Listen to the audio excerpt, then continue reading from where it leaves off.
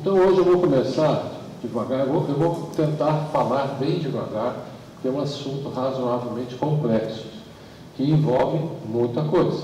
Então, por exemplo, eu vou falar sobre hereditariedade, as doenças autoimunes, inclusive a doença de Crohn, retocolite. Vou falar um pouco sobre genética. Vou falar sobre a participação da flora intestinal, que já chama microbiota. Vou falar um pouco sobre a parte do meio ambiente, como influencia essas doenças. Vou falar, por final, acho que a parte mais importante, eu vou falar sobre prevenção. Então, para vocês terem uma ideia, aqui eu vou especificar mais ou menos o que é uma doença autoimune. Doença autoimune é quando o seu corpo agride a você mesmo. Então, você produz os anticorpos que passam a agredir a você mesmo. Então, ele pode ser desencadeado. Você vê aqui do lado esquerdo, existe um vírus que entra dentro do organismo e ele pode desencadear uma série de doenças autoimunes, tais como Alzheimer, esclerose múltipla, espondilite anquilosante, artrite reumatoide, etc. Então, são fatores que desencadeiam essa doença autoimune. Então, o que nós vamos falar? Nós vamos falar, entendendo, sobre doença de Crohn, retocolite, psoríase e outras doenças autoimunes. Vamos falar como o aspecto genético interfere nisso, isso é hereditariedade na sua família, as pessoas da sua família, o que existe de comum desenvolvendo essas doenças e, no final, se nós podemos fazer prevenção dessas doenças dentro da sua família, porque quando a pessoa já tem a doença, já está instalada.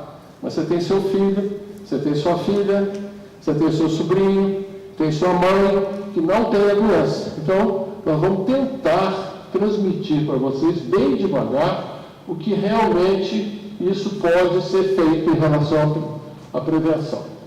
Então, o objetivo é evitar que ele instale, como eu acabei de dizer, na sua família, ele instale no seu filho, ele instale no seu parente. E devemos entender, para isso, temos que entender a origem. Nós temos que nos defender dessas estruturas estranhas, que elas vão entrar no nosso organismo e aí eles vão desencadear a doença. E depois da doença dentro da pessoa, o tratamento é muito penoso. Medicação venosa, anti-TNF, anti-inflamatório, analgésico, tem internação hospitalar, às vezes cirurgia, tomografia, médico, é outro médico, é enfermeira, é clínica especializada, é uma coisa complexa. Dá uma mutilação social nessa pessoa. Essa pessoa passa a ter realmente um certo grau de problemas, inclusive relacionamentos familiares. Por exemplo, vocês terem uma ideia, isso tudo aqui é doença autoimune, tudo tem a mesma origem. Por exemplo, no cérebro, nós temos a Guillain-Barré, tem a esclerose múltipla, o lúpus no sangue, a doença celíaca, a doença de Crohn, a retocolite ulcerativa, a artrite reumatoide, a poliartrite nodosa, a polimialgia, o eczema, o vitiligo, a psoríase, o escleroderma, a fibromialgia, a doença periférica, a neuropatia periférica, tá entendendo? Inúmeras doenças, Alzheimer, tireoidite de Hashimoto, doença de Graves. Então, ela é muito frequente na população. Para vocês terem uma ideia, a incidência mundial de doença de autoimune é de 7 a 9%. Se você levar em consideração o Instituto Brasileiro de Geografia e Estatística, na região metropolitana do Vale do Paraíba, tem 3 milhões de habitantes. Se é 9%, que é uma incidência mundial, no Vale do Paraíba tem 234.428 pessoas com doença autoimune. É muita coisa. É muita gente. Isso é só na região do Vale do Paraíba. Agora, você imagina de 230 milhões de habitantes no Brasil inteiro. Que seja 200, são 16 milhões de pessoas com doença inflamatória. Então, a frequência é muito alta, nós temos que fazer a prevenção disso. Uma vez instalado, não tem jeito. Por exemplo, eu vou dividir minha palestra em duas partes mais importantes. A primeira parte, eu vou falar sobre a origem, e o diagnóstico, e a segunda parte eu vou falar sobre prevenção. Para vocês terem uma ideia, aqui está especificado uma artrite reumatoide. Então, duas partes. Vamos começar então.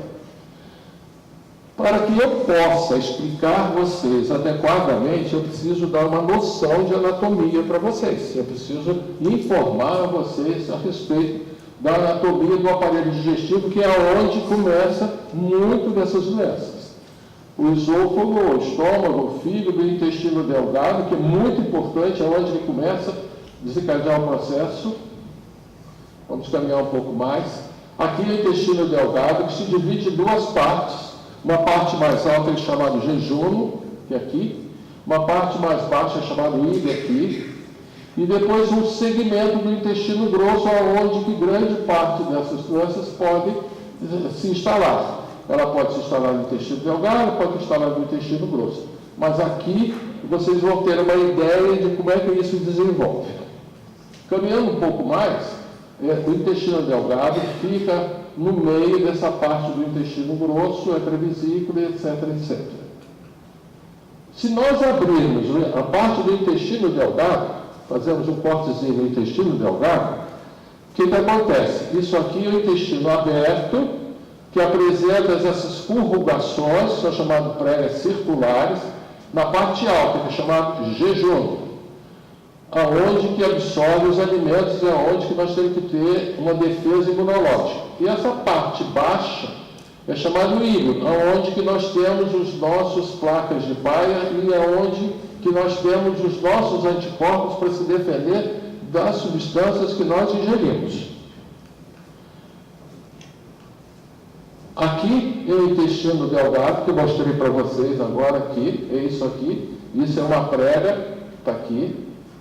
Aí, essa prega tem um pequeno pedacinho aqui, isso aqui é uma velocidade maior, aí nós vemos um zoom no microscópio, aparece isso aqui, que é chamado vilosidade, e dentro dessa vilosidade tem as células de revestimento, e dentro dessa célula de revestimento tem uma pequena célula aqui. Depois, no futuro, vocês vão entender por que eu estou explicando essa anatomia. Essa pequena célula deu um zoom no microscópio, e isso aqui é uma unidade, é uma célula. Isso é uma prega, isso é uma velocidade. Aqui é constituído de milhares e milhões de células. Isso aqui é uma célula que eu fiz um zoom, e aqui tem uma célula, e aqui tem o cromossoma. Depois eu vou explicar para vocês aonde que eu quero chegar. O resto do corpo, eu vou não detalhar tanto, mas, por exemplo, no cérebro, onde que você pode, uma doença autoimune, você pode desencadear um Alzheimer. Isso aqui é a parte da circulação, da articulação com o líquido sinovial, a sinóvia, a parte de ligamentos, etc., onde que se instala a artrite reumatoide. Aqui a coluna, onde que ela é afetada, a artrite reumatoide também pode se manifestar aqui, como a parte de espondilite. Aqui a pele, aqui tem o tecido, a vascularização em azul da veia e vermelho a artéria, as glândulas sudoríparas, a pele, onde que pode aparecer aqui a psoríase, e aqui a parte muscular, onde que a fibromialgia pode aparecer. Então, você vê, todos esses sistemas podem ser afetados por uma doença autoimune. Bom, aqui nós começamos o problema. Doença de Crohn, retocolite ulcerativa. Pessoa que tem doença de Crohn, dentro da sua família, o que pode acontecer? 15% da sua família pode ter Crohn, pode ter retocolite ulcerativa.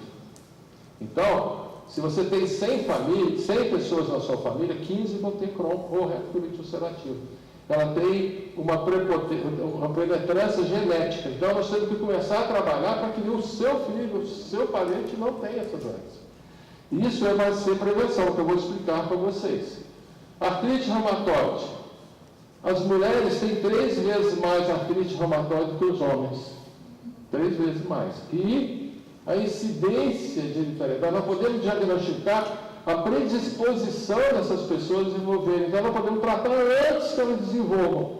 Então, por exemplo, a hereditariedade em artrite reumatoide é de 11% a 37%. Então, de cada 100 pessoas, pelo menos com 11 ou 37, entre 11 e 37 vão ter. E nós podemos fazer os exames antes que essa pessoa desencadeie a artrite reumatoide. Se tem uma pessoa na família com artrite, eu posso fazer o exame antes, e se esse exame der positivo, 70% dessas pessoas vão ter. Então eu tenho que tratar antes que ela desenvolva, para poder ter aquele transtorno todo. E a psoríase, a incidência familiar é de 15% a 30%.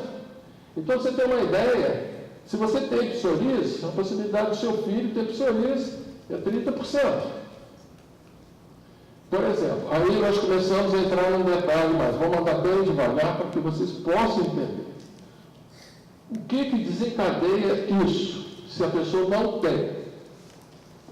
E se tem uma pessoa na família que tem?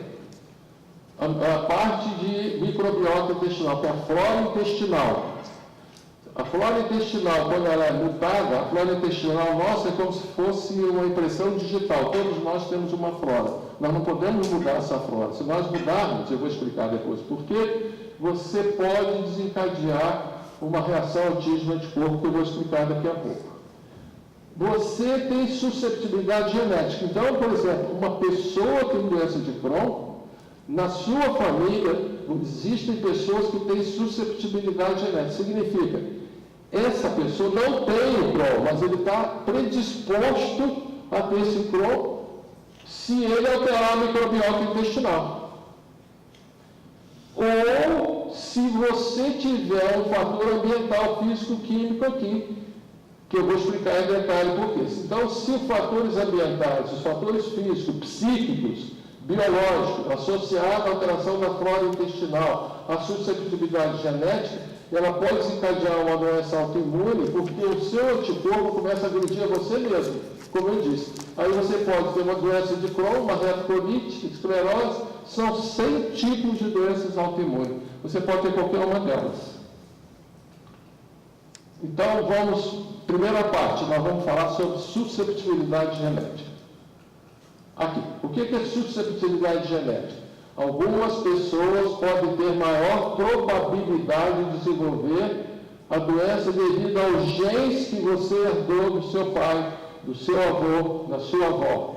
Ele está lá dentro, quietinho. Mas a pessoa não tem a doença. Não tendo a doença, mas ele está lá.